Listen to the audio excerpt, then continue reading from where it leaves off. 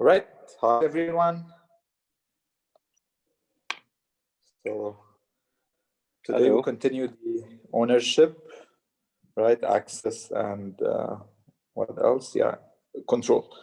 So we had a few readings this week. The first one was on this antitrust. So again, this issue with monopoly and control from big tech companies.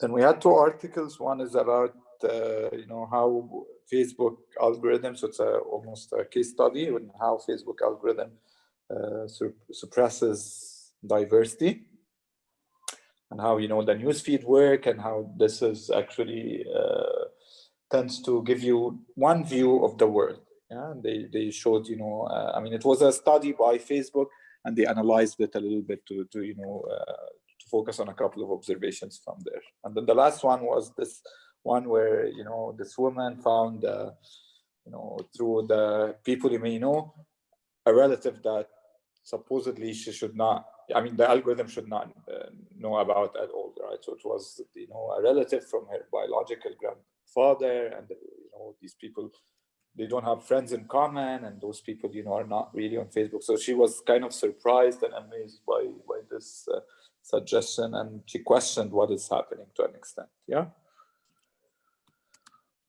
You also had, as optional, the Social Dilemma, the documentary by Netflix, and I know, it wasn't mandatory, so some of you may not have looked at it, but we hope that some of you did watch it and found it interesting as well. All right.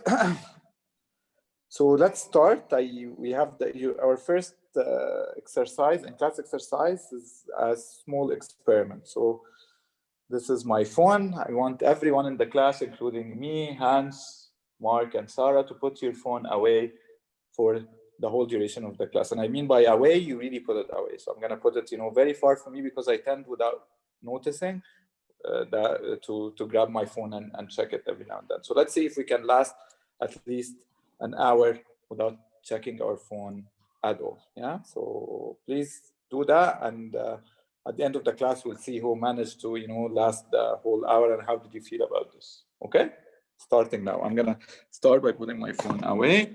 I want you to do the same, please. I have a question for Sana, Jana, and Jerzy. Can you three all hear me? Yes. Yes, Professor. And Jana? Jana? Yes, I can. Okay. Well, you already said this, so maybe it's Sana who's not around. So do you think you will have a hard time with this hour with your phone away? Yes. Really? Because when you took my logic class, we had a rule. It was 50 minutes, but we had a rule that you couldn't look at your phone. Yeah, but the thing is, it's easy for me to keep my phone away, in a classroom, but when it's online and you're through a laptop and you're sitting in your own room, it's a way different feel. So that's why it's harder. You're waiting for updates. No, and I remember, and I think you guys will remember from it, that even though that rule was there, nearly every class I had to tell somebody to put theirs away. And I don't think it happened that often, but at least once a semester I would end up taking the phone away and physically putting it with me by the window. So it is something that people do find challenging, and but it just, as a teacher, I find it very distracting when people look at it. So anyway, we're doing the experiment that was suggested by the documentary. That's good. Yeah. So please, everybody, try as much as you can to participate in this experiment. It's mandatory, and we'll see who will manage to, last the whole hour without it. Okay. All right. Let's move on to, our second in-class exercise. Just gonna make this available. Give me a second.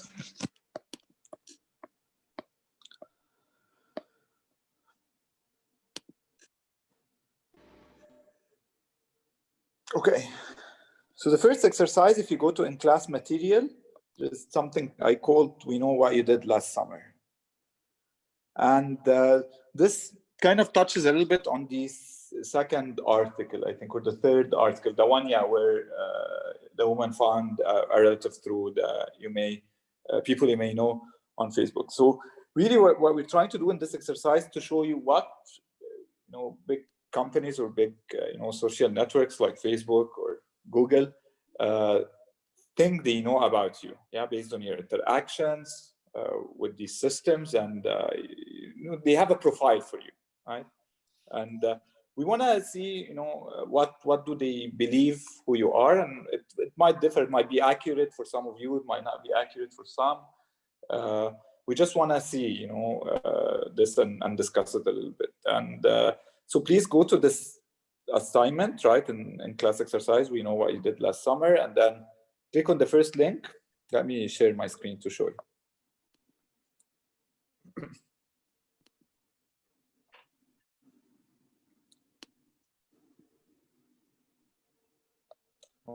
Okay, so back. I'm here. So under this module, there's one assignment called what I did last summer. And the first thing is to click on this link, and that takes you to the Google interface. And it might ask you to log in. So please log in using your Gmail account. And then it will show you what the system, believes who you are, or things you're interested in, your profile, basically, which it uses for personalized advertisement. Some of you might have this off, and that could be a conscious choice, or it could be by accident. But for a lot of people, this would be on, and this is how the system delivers, ads, personalized ads for you. So for myself, it, believes I'm between 35 and 44 years old, which is absolutely wrong. I'm much younger than this. It believes I'm male. It believes, these are the things I'm interested in, like blues, bedding and bed linens. I'm interested in, business education, car rentals, cats for sure. That's correct. Celebrities and entertainment news, and so on. Yeah. So it has these, categories that it believes, I fall into. So for instance, education status is advanced degree. That's accurate, and so on.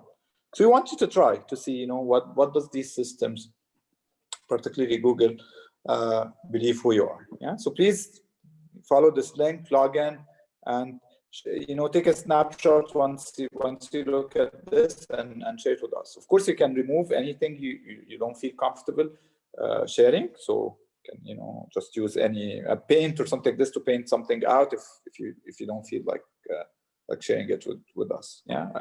And also, right, everything that you will post here will be absolutely confidential. So just me and Hans and Mark and Sarah that are going to look at. But feel free to remove anything that you don't feel like sharing. Okay. It opens a black screen for you. What does that mean? When you click on the link, anybody else has an issue with it? Can somebody else let us know? Oh, you had an electricity card. Okay, thanks. So again, go to the Moodle page. Go into the in-class exercise for today. There is one called "What We Know What You Did Last Summer," and just click on the first link there. It will take you to the Google interface and log in and just see what it knows about you. Georgie, anybody else has issues other than Georgie with this? No, sir, it showed for me, but how do I show my results and stuff? Take a snapshot, like as usual, right? Take a snapshot of part of it and then upload it on Google, on Moodle, I mean. And we will we'll talk about a few examples. So maybe you can start, and then other people can also chip in. If you find something interesting, you can let us know what you feel about this. Okay.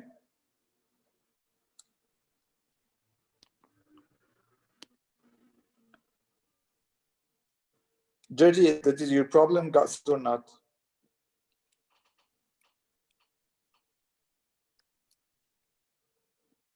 Did we lose Georgie? No. So can you try it in another browser? You're using Chrome. Take the link, copy the link, and use Safari, for instance, or Internet Explorer, and try. And, Try Firefox. And where do we put the screenshot? Just on Moodle, right? So it's an assignment. So they just upload, right? Like any other at submission, yeah? Like this. At submission, and then you just...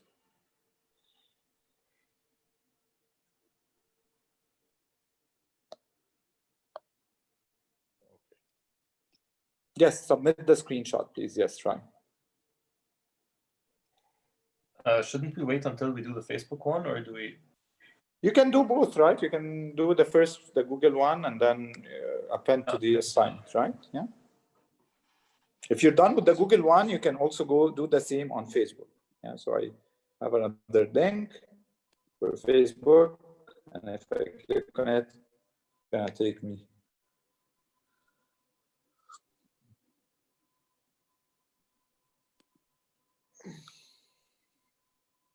Yeah. So this is,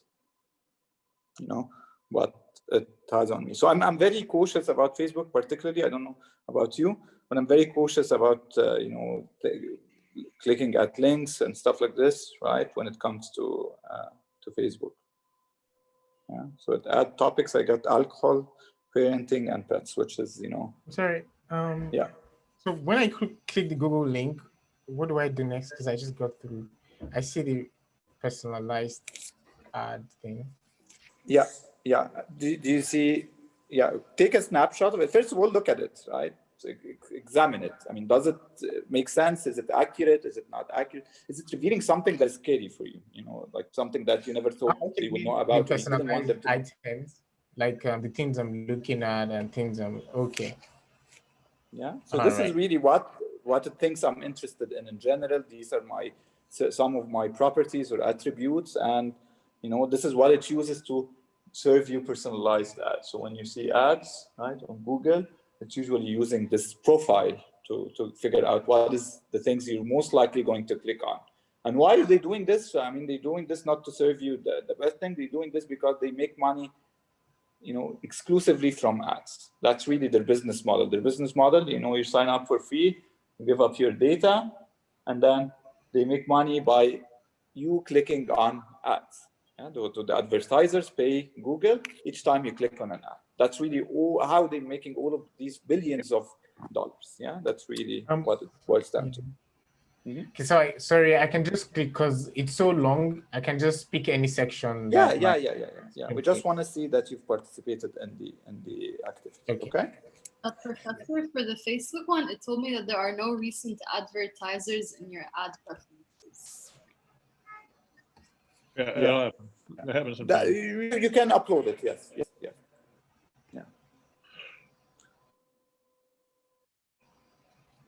Okay. Admit.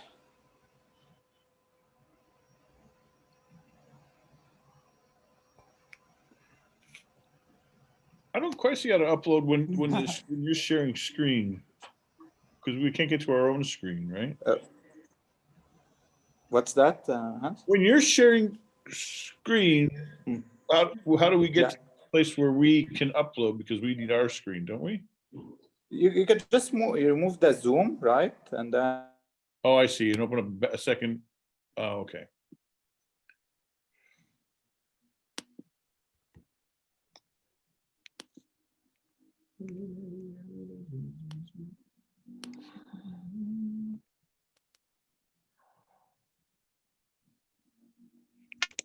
Sorry, I got disconnected for a second.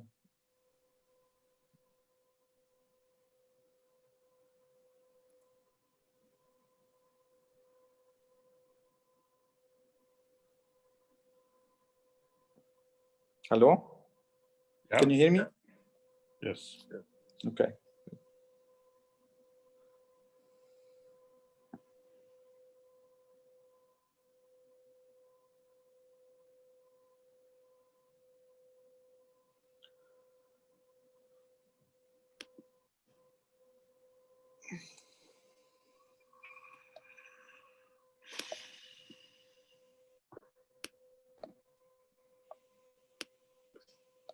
Okay, perhaps we can start, you know, hearing some thoughts from you about this, guys. So those of you have, you know, have gone into that. So I've seen some comments already in the chat. So you're saying, okay, it's not shocking. This is what, you know, you search for, and you know, they just use that to build your profile. Correct?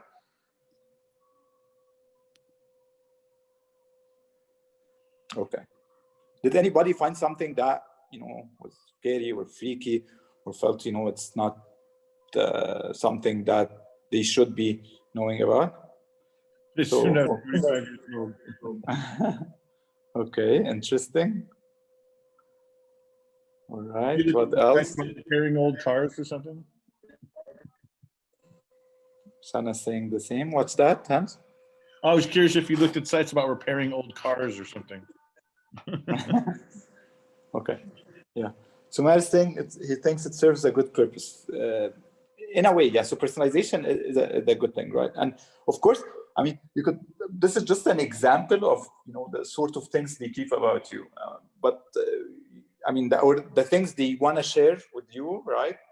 About the things they keep about you. But I'm sure they know much more about you, right? And that you don't really know about. The other thing is, I mean, if you really try to combine all of these things, right? So Facebook and Google, I mean, if you do a search on yourself, you know, a Google search on yourself, there's a lot of information that, you know, could be revealed about you just from doing a Google search. Yeah?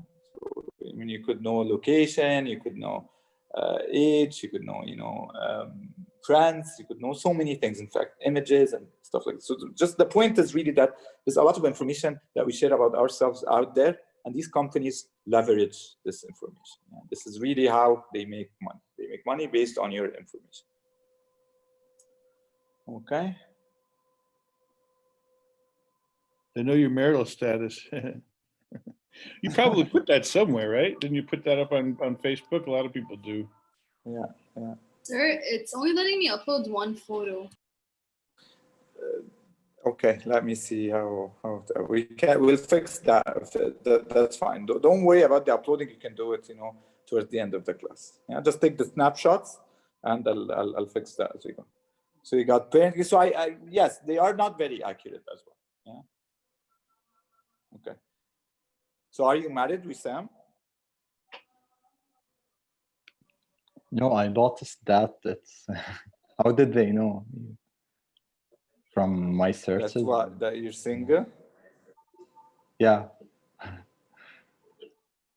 Yeah, probably, right? Or In yeah, my I guess in my Google research, doesn't- in my research that I'm making as a user case study, Yeah. I made different accounts. Some of them they mark them as married. I noticed females were Yeah. marked more as married than males. Like this. Okay. Okay. Yeah. So this is part of your project, you're saying, Yeah. right? Okay. Okay. It'd be interesting to look at that as well. Okay. So yeah, I mean, I guess just we wanted to kind of make the point that these, you know, like tools keep a lot of information about you. They try to deduce more information, you know, a lot more information about you from your interactions with them, and that's really their niche. This is the thing they make money from, and yeah, just be careful. Yeah, just be careful what you share with these platforms, because you know your privacy is at risk. I have 2 questions for you, Shadi. Yeah. When you lived in Germany, did you live in Stuttgart or Tübingen?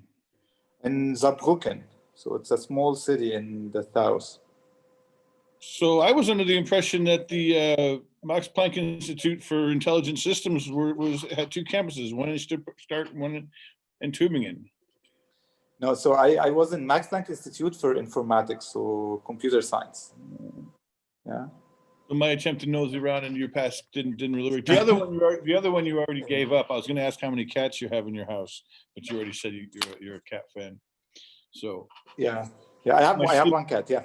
How did you know that? About the cat? No, in general. I mean, so you said you did some search over me. I looked at your I don't know, one of those networking things, whether it's in or whatever, and it mentioned that, and then, but the reason why I thought it was surprising was the big Max Planck Institute for Physics is at Munich. So most people who've been to Max Planck could be Munich. So I thought I could catch it by saying, how did you know I was one of the subsidiary ones in the Southeast? Yeah, So that was supposed to be my punchline, but it didn't quite work. Yeah. No, but I see. I mean, what you're aiming at. So I really that was my point as well, right? I mean, there's a lot of information about us on the web, and I mean, you could deduce a lot more things by doing some deductions, right? Like, I mean, if you know that you're in AUB, then you live in Beirut, you know, you come to Beirut a lot. So really, a lot of things that is well known to. Because of how we use technology. There's one website I came across, Hans, right, for Americans only. I tried to check, my brother is American, so I tried to check, you know, about him. I'll send you the link later and maybe send it to the whole class, right? It gives you a report about almost a lot of things they know about, about you, from, criminal records to they really look at different websites that are available, plus social networks, etc., and they come up with, almost a sort of a resume of this person. Unfortunately, it's only available for the States. I tried from my brother, and it was kind of scary a little bit. So I'll send it to you to check it out if you want. Yeah. I'm gonna go ahead and give this example, even though some people might consider it dicey. Because I live in this region and I can't read Hebrew, I want to know what the Israeli government is thinking in terms of, I don't know, when they might drop bombs on Lebanon. So I read the two English language dailies online that they have in Israel, the Jerusalem Post and Haaretz. And I keep getting ads and things that make all kinds of assumptions about who I am. And so they know I'm American. And they know I'm looking at these. First of all, I get a lot of ads for Jewish dating services back in the US. Like, oh, you're looking. So they assume I'm Jewish, which is weird, given I have the most German name you could have. they're like, he's an American who must be a Zionist because he's looking at this stuff. So this is an example of how some information is there, but then all the actual sort of working assumptions they're going on are false. So I thought that was interesting. Yeah. Absolutely. All right. Okay. So I guess, Hans, do you want to go with you had something you wanted to talk to them about, or we do the bingo exercise first? Let's do this first, but let me ask you a question. Either because it was set up, and just put this in the chat in terms of letting us know, either because it was in the supplemental readings or because you came across it independently, how many people in the class have seen the documentary, The Social Dilemma? Say yes. Okay, one.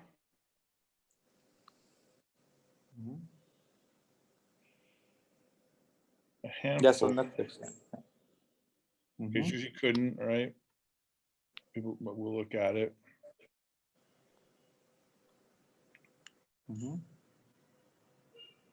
Okay, I can still do the example. I just wanted to temper how much I assumed about the content of that from it. So what I want to do is talk a little bit about, because the dilemma, the notion of a moral dilemma has a long history in moral philosophy. And dilemma actually has a technical definition in logic. It's the name of a particular kind of fallacious way of arguing, and it also is a particular kind of trap you can put somebody in an argument. So I just wanted to go through that and talk a little bit about the way that dilemmas are important in this discussion. And the other reason why this is useful, even if you haven't seen The Social Dilemma, is a lot of you, maybe over half the class, are writing philosophy papers as your project for this course. And at some point, you're going to discuss the notion of a moral dilemma in that. So just any amount of talking about that could help people with their structure of their paper. So can you, I can share screen now? Yeah. Okay, I just need to get to, where is that? Here, notes on dilemma. Okay. The notion of a moral dilemma, and this is just a straightforward dictionary from straightforward definition from the New Oxford American Dictionary. Well, actually, let's start with that.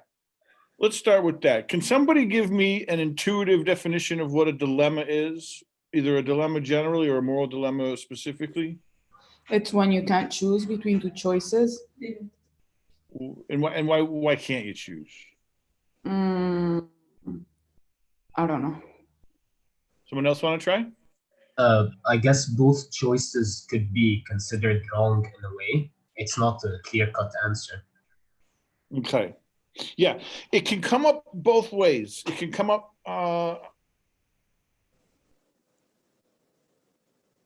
because you are not sure what you are learning tomorrow.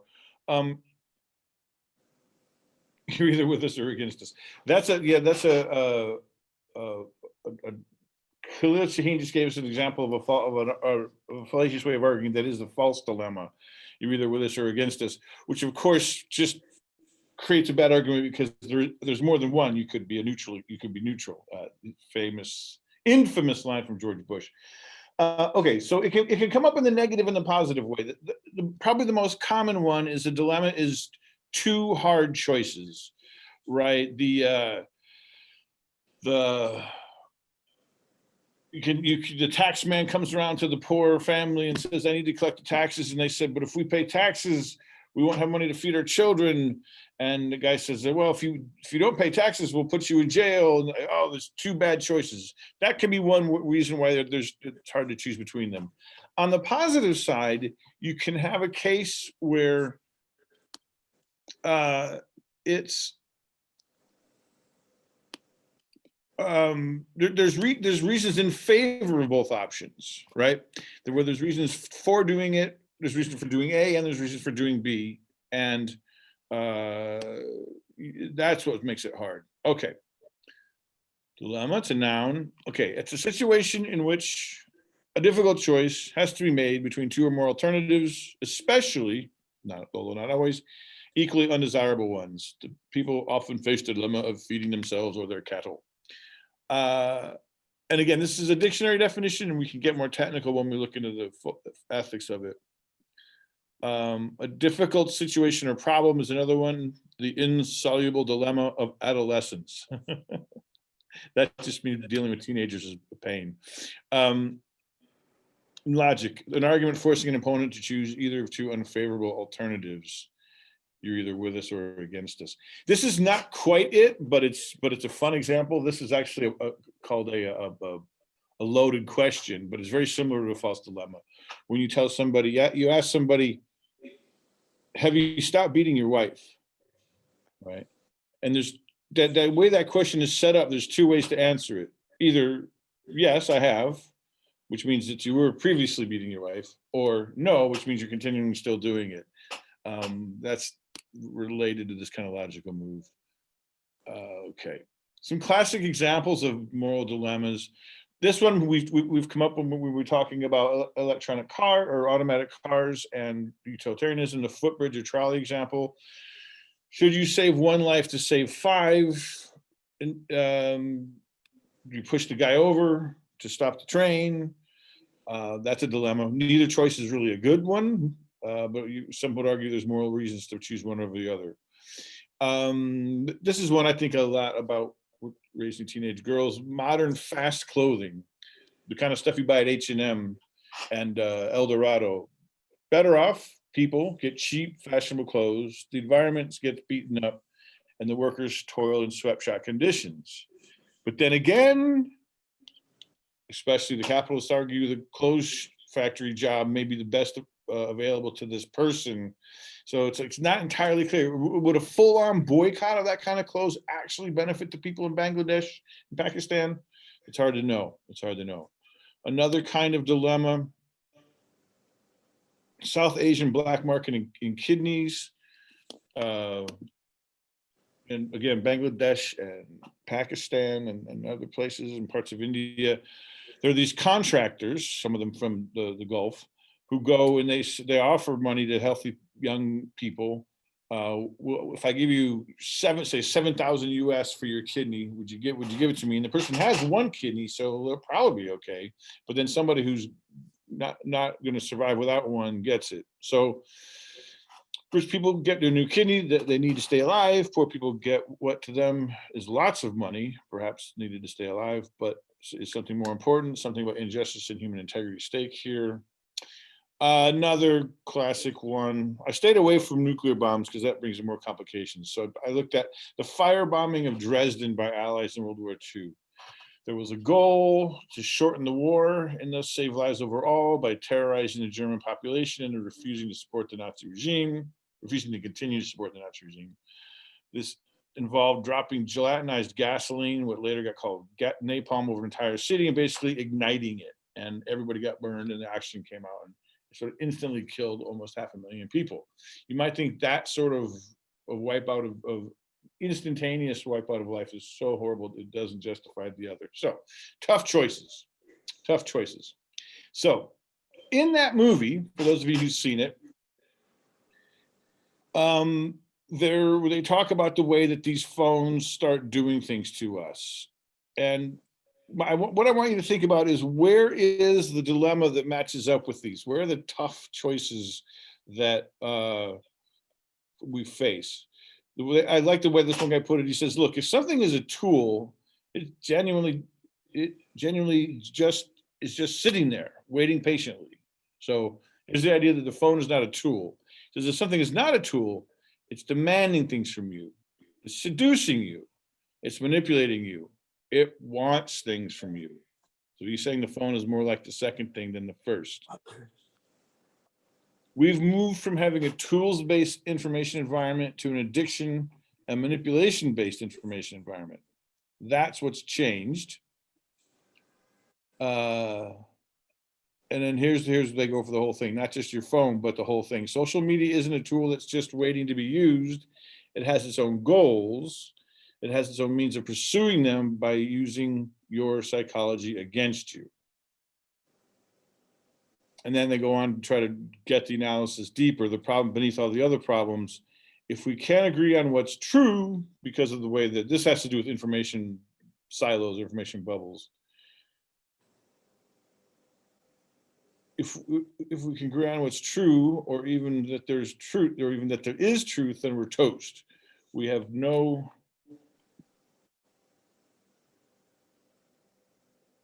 resources to which to dig ourselves out of all our other problems. So, and again, in one part of the presentation, the guy says, look, there's all this thought about is technology an existential threat? Is it, we'll have the point where they get exponentially smarter than us. What's that, the turn of phrase for that? The buzzword, Shadi? For when I'm sorry. When the machines just get smarter than us. Oh, the singularity. I think he said there's this sort of sci-fi thing where the singularity comes and then they turn us into slaves and all the rest of it. So it's not so much about the technology being the existential threat. It's about the capacity of the technology to bring out the worst in society. And the worst in society being the existential threat. End up with political polarization, climate denial, manipulated elections, also loneliness, alienation, and radicalization. So there's a lot going on there, and I'm happy to talk about any of it. But the one thing I wanted you guys to think about is where's the dilemma here? Where's the two hard choices we have to make between A and B that was present in all the other ones? Do we think about the Dresden one, right? Do we not firebomb Dresden and then maybe the war goes on longer and more than 400,000 people die? Or do we firebomb Dresden and you have this horrible, horrible thing happen in one day, but maybe we save some lives? That's the kind of choice that exists in a typical moral dilemma. These guys are pointing to lots of downsides to these machines. They make us addicts. They make us spend more money than we want to. What's the other hard choice that they're asking, that they want us to think about? Either we stick with social media or not. Do we go forward with this technology or not? Advantages versus disadvantages of both. Okay. And so I guess that's the part that, to me at least, the case needs to get made. What's the advantages to sticking with it? Is it like the fact that we have ready available information and the education of people and everyone can know what's happening in the world? Do you need to get engaged in order to get that information and that educational content? Do you need to go through the social media stuff that is arguably the cause cause of the problems? No, we don't. I guess if it weren't driven by profit, we wouldn't have these problems. Because it's all about the advertisement that leads to these problems, I guess. It's the advertisement, and it's also the social part of it too. Is just the way that people on things like Facebook show each other news stories and say, "Take a look at this. This is this. I think you might agree with this. Take it right." So one can treat the internet like a newsstand where you only pick up legacy newspapers and read The Economist and read the New York Times, right? And then I guess the downside of that is you don't get quite the breadth, but it's really more of a suggestion than anything. You don't need to. I mean, the radicalization and the isolation comes from watching these the YouTubers, the people who come and give political talk and try to say, look, I'm becoming a little local expert on that, and just use more traditional ways of sorting out who your experts are. I think is one of the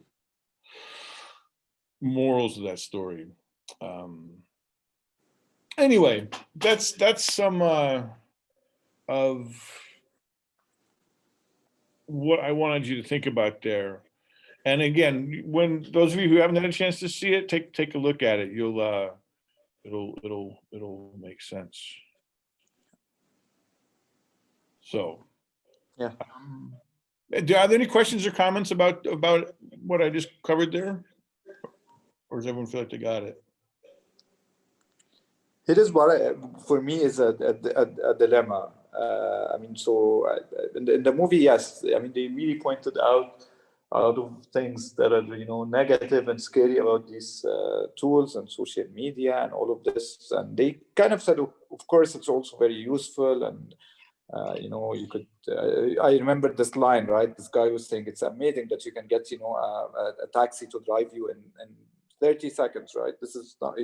So we used Uber as an example of something that is really useful and amazing, right? I think social media for me is a dilemma because of the following. I mean, I was in Egypt I was in Germany when the revolution happened, and I witnessed this firsthand, right? So the Egyptian revolution in 2011, if I'm not mistaken, it happened all based on Facebook. Yeah, it started from a group on Facebook, that said, we've had enough of 30 years of corrupt system and corrupt regime and, no basic human right.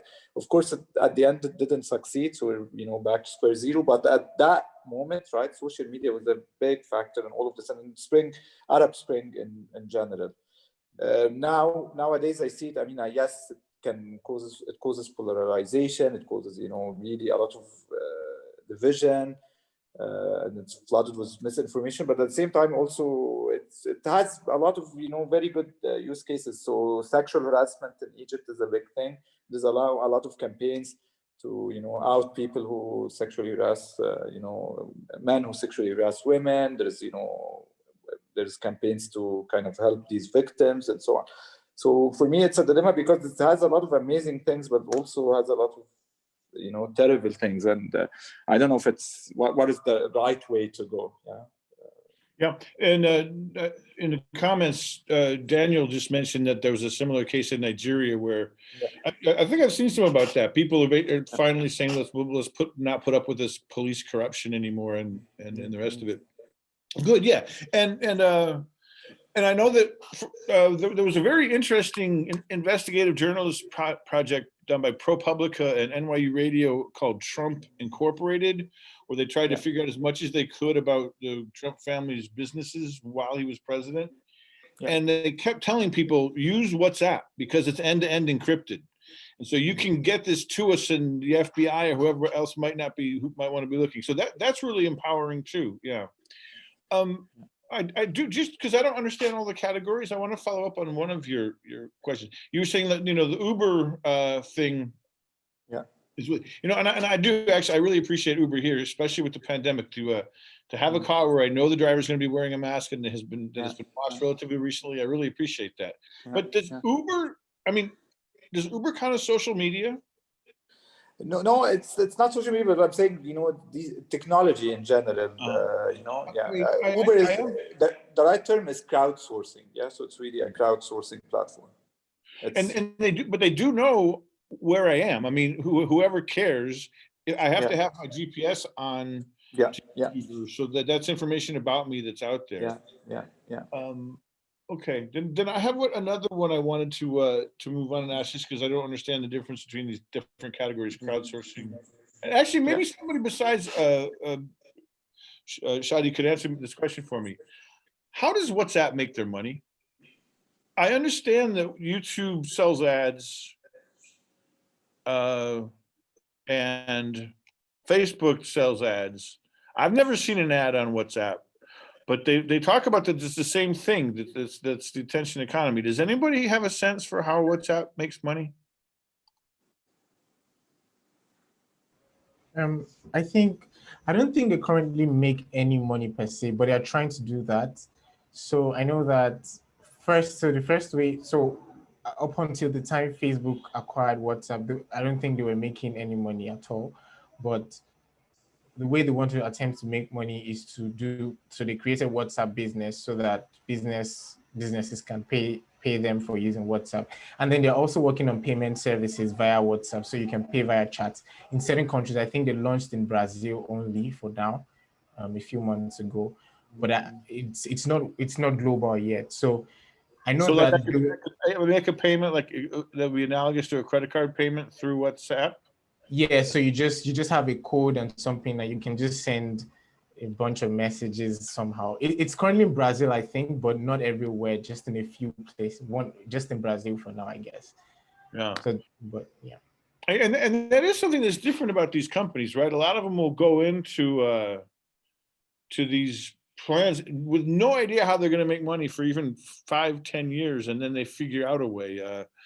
And I know that when Uber started in Lebanon, they were losing money. You could get a ride anywhere in the city for 5,000. Yeah. But it goes on.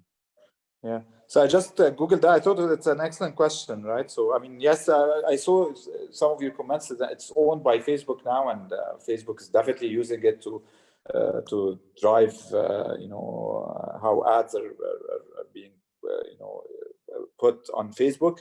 And there was actually a lot of legal problems when Facebook acquired WhatsApp. There was a lot of push from the EU particularly. Yeah, in the States it was fine, but in the EU they kind of really pushed. They were against Facebook acquiring WhatsApp because of this, control of information. Now they have, the social media, but they also have all of our, conversations out there. And Facebook, in fact, had to make, some sacrifices or some compromises in the sense, right? We're not gonna, integrate this with that, or we're gonna keep each one separate. The data in WhatsApp will be encrypted and so on. But I Googled, right, to see before it was acquired by Facebook, it actually used to download the app for some money. So I think they said $1 a year or something. This was subscription fee or something like this. But then Facebook removed that. I don't know how accurate this information is. No, but actually, this is what there has been my Google search showed me. Well, it's a good point. If WhatsApp, they don't make ads, yes, man. Yeah, for WhatsApp, it was never it was never paid, WhatsApp. There have been a lot of rumors on how to monetize on WhatsApp, but I think the way WhatsApp monetized is by actually getting an exit, which is in that case would be the $11 billion acquisition by Facebook. Now, currently there is a lot of plans on how to make money for that. But there is also a lot of companies out there that are burning cash. For example, but Spotify. how did they sustain their how did they sustain their operation before that, Maher? Investment rounds, and not money from individual users. So investment rounds, getting in money from investors, whether angels or VCs, is what led them to sustain the process. For example, I'm going to mention Spotify. Okay. Spotify is another model. Spotify, even though they charge money from users, Spotify burns a lot of cash. They're actually in the negative in their cash flow. So their cash flow is negative. So they sustain from investments and from VCs that are taking place. And there are multiple other businesses that are burning cash as they go through, and they continue on amassing data, hoarding data, getting more user base into the process. And the way they sustain is through investment rounds that are coming from big VCs. Yeah. Yes, makes sense. Wow. Actually, I wanted also to say something. So the data that telco companies have on users are way more scarier than what Facebook and Google have. So the data monetization on the telco layer is a lot. So you can start by having your location, which is to accurately sense of where you go, where you come, the deep packet inspection that they can actually put on the the data that they have that allows them to know what kind of websites you open, what kind of apps you open, even if you open WhatsApp, who you're gonna speaking with, and all of this data can be used and can be sold in a lot of places to third-party people. Credit scoring and what have we, it's always there. Yeah. So I think the difference is the following, right? And I think this came up in the film as well. So the difference is that there are regulations that prohibit, telecom companies from using your data. And so there are some regulations and laws against this. There isn't in the world of social media and technology, these new companies that started Google and all of this. There are no laws that control what's happening with your data and whether they can use it, to what extent they can use it. There are things that are coming up, recently, but there is no real established laws, and I think that's a problem. Law has not caught up with these advances. The law has figured out how to use cell locations in terms of like which cell tower you're pinging on. Lots of murder convictions in places like Germany and the UK and the US involve that sort of evidence. If they can place you in a particular spot. So if you're going to be in a first world country and you're going to murder somebody, turn off your location. Great advice, Hans. Actually, I think they can probably even pick it up if they if it's off. Probably. Good. So let's do the second exercise. Okay, so I'm gonna share my content again. But sir, back to the location thing. I have didn't they make some conspiracy about the vaccine having some chips that they will inject into you to track your location? So even if your phone is completely off. You're talking about putting the chip in the people? Yeah, there was this whole conspiracy that the coronavirus was created so that they can force people to take the vaccine so that they can inject some chips into you to know This is why I was suggesting to get your news from legacy media, not from people saying silly stuff on the internet. If the Guardian or the New York Times or ABC or Der Spiegel or whatever language you can read, go to a newspaper that's been around for 30 years and look at what they're saying. This is how I try to.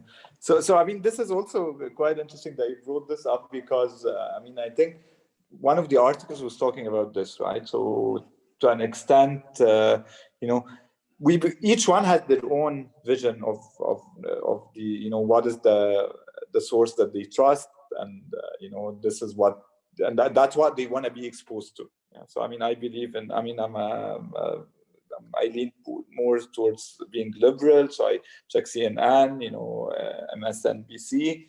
I mean, I check Fox occasionally for the fun of it, right? So if I'm talking about US politics. So one of the articles was talking about this. I mean, that, you know, social media like Facebook, they tend to, you know, enforce this even more. So, you know, if you look at your news feed, it's going to be, you know, mostly, you know, things that you're comfortable with or you believe in, because that's what they believe, you know, these are the things you're going to click on, and they inject ads in between and videos in between, so they click on them and they make money. Yeah. And there was, I mean, this article was questioning this. Do we want this, or should, you know, have a diverse version of a diverse view of the world and of the issues, you know, that interest us, so that you're actually not in your own rabbit hole or your own, you know, world. Yeah. So what do you think of this before we get into the next exercise? I mean, do you think it's better to diversify things, even if things like this, you get, you know, some fake news or some misinformation in there, but you also see, you know, what other people believe or what other people, you know, are talking about or think this is. Yeah, I think it's interesting, especially since, you know, like the internet has been around way before it was available to the people. So when we hear these kind of far-fetched news, it's like not that unbelievable, because maybe in a couple of years it'll pop up, and then, you know. Yeah. What do other people think? Yeah, go ahead, Hans. No. I do want to hear what other people have to say. I think it's important to diversify it more, because like if we keep on watching things we believe and we get stuck in a bubble, and like it divides people more. Like people who believe in something stop seeing the point from the other side. So it's more radicalized, I believe. Okay. Yeah. So. But it's kind of a false choice, I would suggest, between just looking at sources that you agree with and looking at stuff that brings up, say, conspiracy theories that you wouldn't, right? There are organizations that do journalism and investigation and try to bring up things that you maybe never thought of or would disagree with, but that actually are backed by evidence, as opposed to just some stuff that some people said. Yeah. That I think is a key balance point to look for. Yeah. So this is like what Shadi was talking about, watching both, although they certainly talk about them a lot. If you're interested in US news, every once in a while, check out Fox and Breitbart if you're on the left, just to hear what the other side is saying, so you don't end up completely, but they're not going to stray too far from. Yeah, so I think these are different issues. Diversity is definitely something encouraged, but also we need to deal with misinformation and fake news. Yeah, we cannot allow this to happen. That's not diversification, or that's not, you know, free speech. It's really, at some point you have to really stop conspiracy theories and lies, because this has, you know, big consequences, very bad consequences. Yeah, I feel like it goes back to the individual, like how smart you are at understanding this kind of information and analyzing it, you know, to be able to differentiate what's fake news and what's real. Yeah. But we can't expect everybody to be smart, unfortunately. Yeah. Can I ask? Yeah, go ahead, Hans. Yeah. Well, I just wanted to share a short abject lesson in this, if you don't mind. Yeah. All right.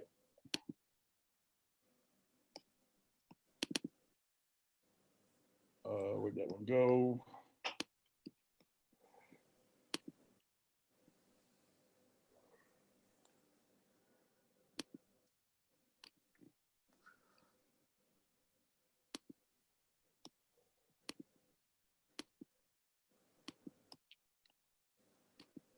Happened. The Biden was still on the action. You'll be discovering the Biden family election is covering it up. The Biden crime family still election is covering up. You want our freedom for the world? Give us our freedom, Joe Biden. Is covering up this election. He's stealing that. Where were we? What was the last question? Okay. There is so much to deal with. There is the Arctic cool displayed by the registrar.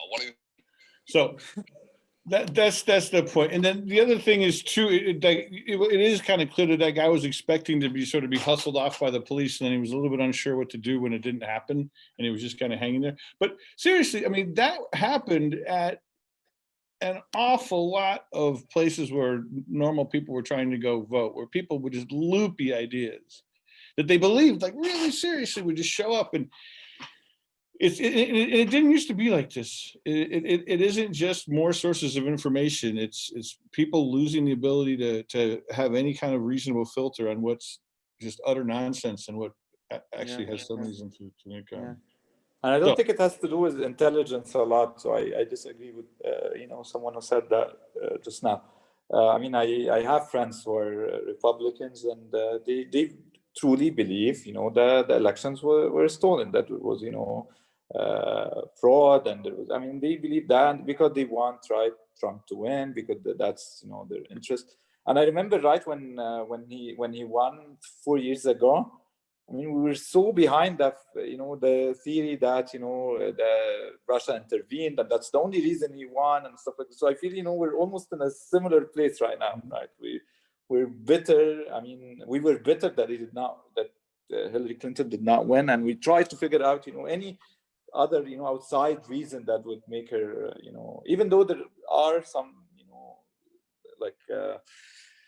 evidence that there was some interference, but still, right? I feel like we're in the same place, but different sides, to an extent. So I don't think it has anything to do with smartness. It's really about, it's a human nature. Plus, it's being now multiplied 100 times because of, the so much information, so much, news out there, and it's very hard to pick what is true and what is false, unless you really. You have to really look carefully into that. Yeah, you had some comments, I think, right? For new ideas to come up, you need to be challenged. It's difficult. We don't know who's compromised. Yeah. Okay, I guess we can do the last exercise. So if you go to the second exercise, the bingo exercise, also under in-class exercises. Okay, you have this thing, right? So you see a card, just click on this card and try to, we're gonna call, few of these and we'll play a small game of bingo and try to, cross using Paint or using anything on your, anything on your computer that you could do. Let me share screen to make sure that you understand what I'm saying.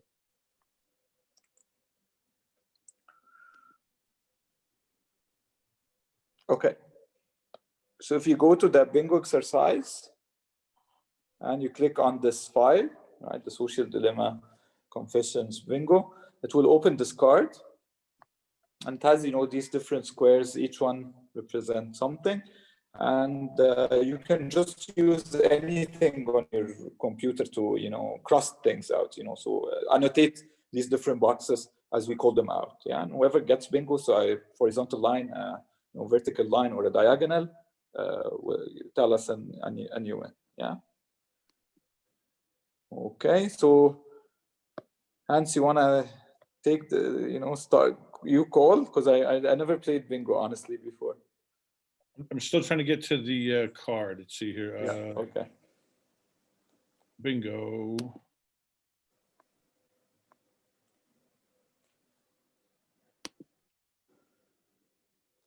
Okay, so we don't go right through them. We'll start with, have you ever followed people on social media who make you feel bad or you don't even like? If you have done that, put a marker over that.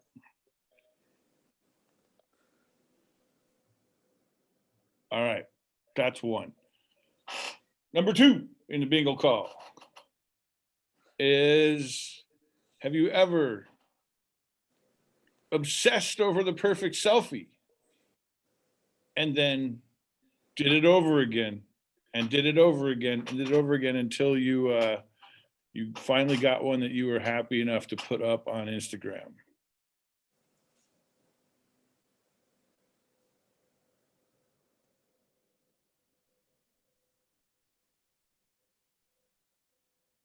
Have you ever unfriended someone due to the stupidity of their views?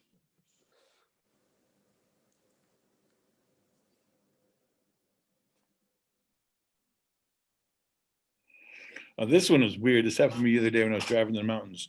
Have you ever seen an ad on your phone that about some issue or some product you were just talking about?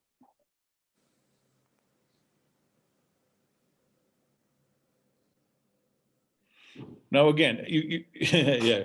As you cover these, what you're doing is you're looking to see if you end up with a line 3 across, either diagonally, vertically, or horizontally. So let's see. There's the first chance to get one of those. Have you ever posted an article, sent it to your friends without even actually finished reading the thing?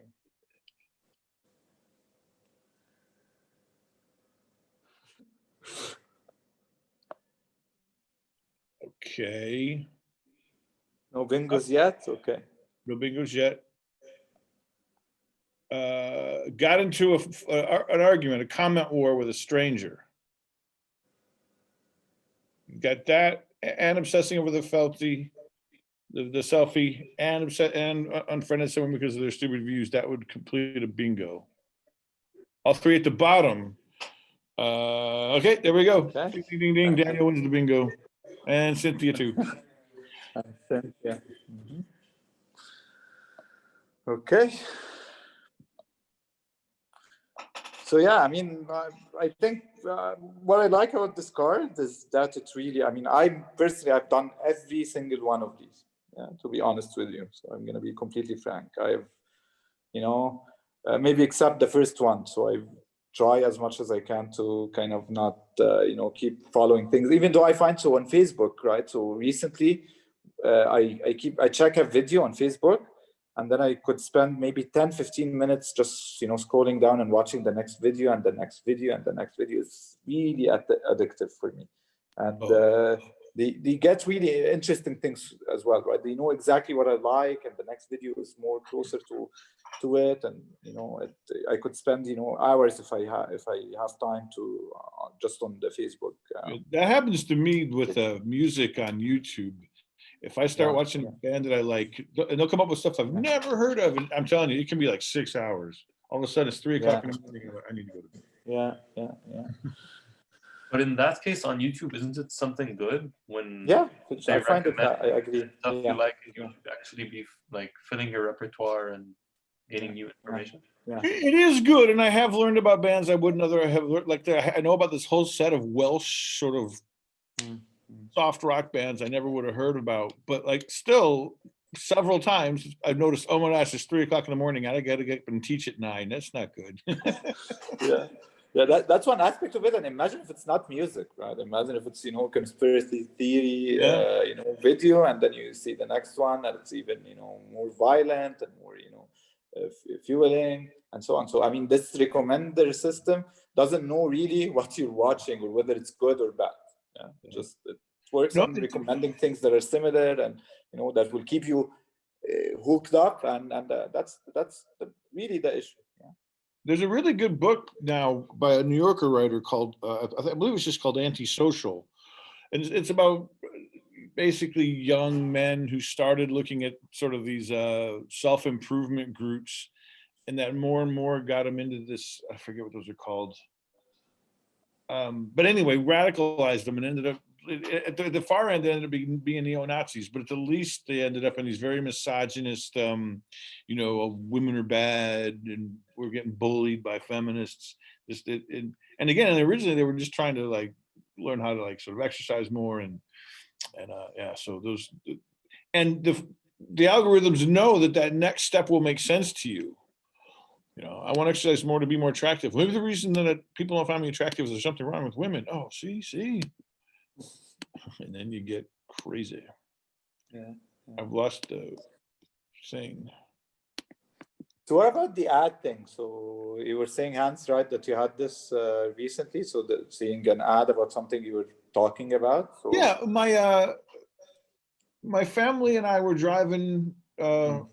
I can't remember the name of the town. It's very famous for its ice cream shop, and Refun. Okay. And and we were just sort of going along, and two different phones in the car. Somebody got an ad for Baskin Robbins, and somebody got an ad for like a ice cream delivery service in Hamra. Yeah. And so I don't know, were they listening and giving suggestions based on that, or was it just coincidence because we all like ice cream? I don't know. But for anybody who has, yeah, exactly. So did anybody else have, a similar experience? Yeah, I did, like very recently. I was having a conversation with my sister about grad schools, and we get this ad about different ad schools in Europe. It was exactly where we were talking about we want to apply for grad school. So it was insane. We've never even Googled it or anything. Yeah. Since you're saying the same, Matt's saying the same. I got something like that, but it wasn't even an ad. We were talking about Harry Potter, and I just went on Google and I just put H, like the letter H. I didn't even continue it yet, and they were like, Harry Potter first suggestion. That's crazy. Yeah.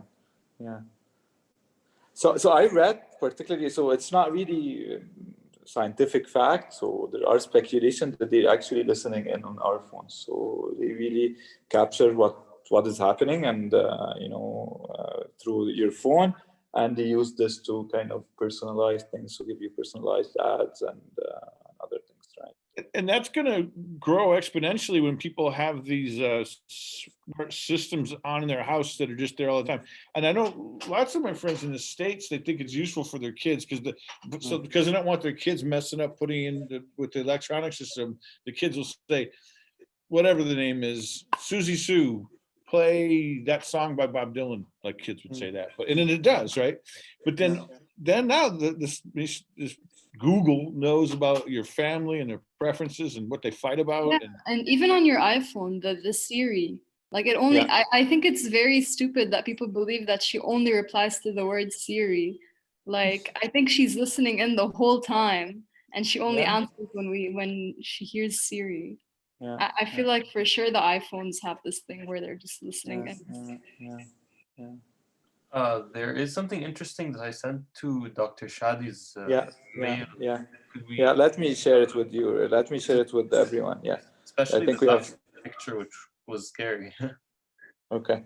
So I'll share content, and I didn't get a chance to go through it completely, but tell us, what. They were technically the comments to the Hill article, the one about Facebook finding out about her relative, and they were interesting comments. The first one shows that it might, like, her whole analysis might not be valid because it's kind of a random instance after a whole summer of searching.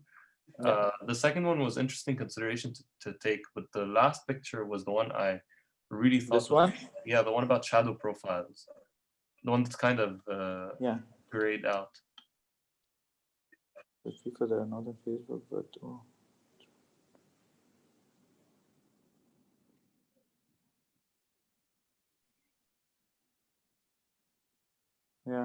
could be interesting. What you're saying is that they're actually building, even profiles for people that are not on Facebook. That's what you're saying? Yeah, and it's just because, for example, if I upload a picture and there's a friend in the picture, but the friend doesn't have Facebook, and so Facebook recognizes it as a human and then starts gathering information here and there and from posts and references. And it's kind of weird to think that if someone wants to start a Facebook, it's technically already there in a sense. It's in the system. You exist to that. Yeah. I personally, I find this people you may know is very disturbing. So it is very disturbing to me, right? Because for instance, like you order a delivery and you give your phone number out, and then these people are become suggested for you as friends. You go, I don't know, to somewhere, right? You reserve, in a club or in a like, let's say, a restaurant or something like this. Then all of these people become suggested to you. So I personally stopped. Facebook doesn't have my phone number, so I try to keep as much as possible my information, in different places. So I don't share my phone number on Facebook, right? So you kind of because the more they know about you, the more they're gonna leverage these things and try to connect you with more people that you know or something like this. Yeah, but for me, it's a scary service in general. So one last point that I didn't quite understand from the movie that I'd like somebody to help me understand.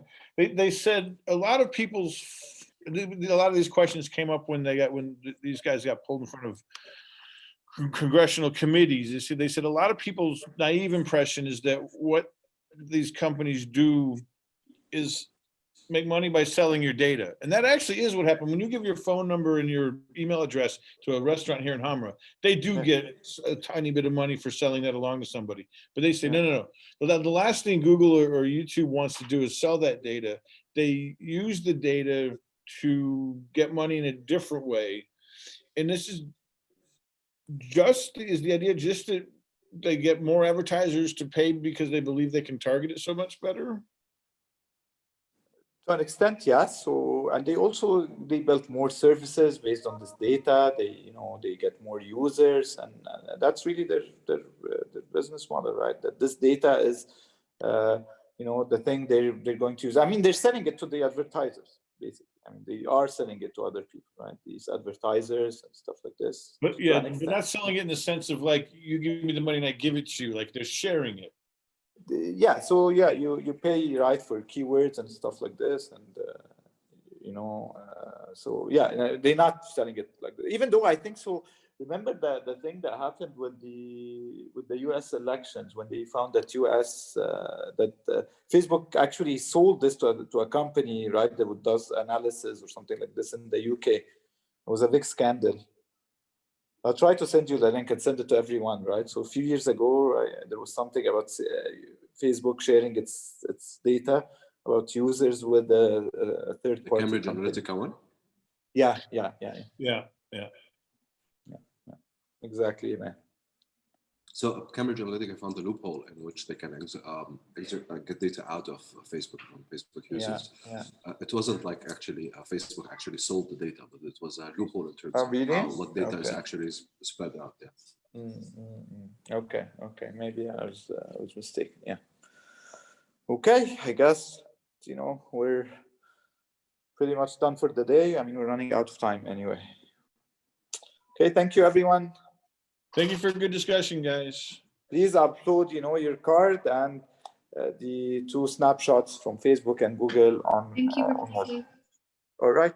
Talk next week. Just for uploading the 2 images. Like, will Moodle let us upload 2 images? Yeah. It does. Yeah. Okay. Thank you. You're welcome.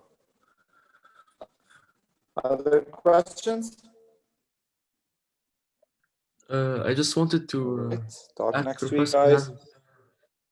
I sent you a mail about the project, which you still haven't answered me. Yeah, we're gonna talk to you, Ryan and Joseph. Please stay behind. Yeah, me and Hansa would like to talk to you about your project. Okay? Yes. Okay. Let me call Joseph. About the time tomorrow, I just want to clarify because my time is 1 hour behind. When I sent the invite, I wanted to confirm that it's actually rendered the correct time. Okay. What did we agree on? Right. Tomorrow at 1 p.m. My time, 1 p.m. my time. I have a meeting, so 2 p.m. Beirut time. I have you have a class? Yes, I have a lab. Okay. Let's talk if you want. Do you want to talk like in half an hour? So or you have a class again? No, I don't have any class today anymore. So maybe. Okay, let me see. So at 4 today. So I'll keep. Yeah. Okay. All right. Thank you. All right. You're welcome. Bye then. Bye.